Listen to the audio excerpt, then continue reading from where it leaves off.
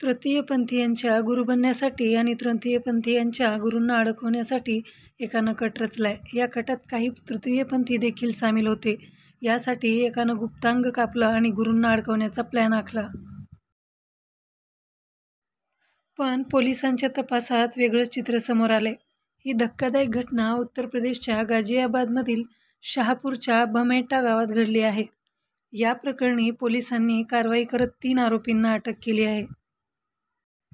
पोलिसांनी दिलेल्या माहितीनुसार संजय यादव याला तृतीयपंथीयांचे गुरु बनवायचे होते. तो स्वतः काही तृतीयपंथीयासोबत राहत होता. मात्र तृतीयपंथीयाच्या नियमानुसार तृतीयपंथी बनवण्यासाठी स्वतःचे प्रायव्हेट पार्ट कापावे लागते. त्याशिवाय तृतीयपंथीयामधील ते सदस्य बनू नाही शकत. यासाठी काही तृतीयपंथी आणि संजयने मिळून एक कट रचला. या कटात तृतीयपंथीयांच्या गुरूंना अडकवून त्यांना तुरुंगात पाठवण्याचा त्यांचा इरादा होता. कारण काही तृतीयपंथीयासोबत त्यांचे आपापसात वैर होते. रचलेल्या कटाप्रमाणे आणि संजयच्या सहमतीने त्याने तृतीयपंथी सहकाऱ्याच्या मदतीने ऑपरेशन केलंय. या कामासाठी तानिया खानला संजयने 10,000 रुपये दिले होते.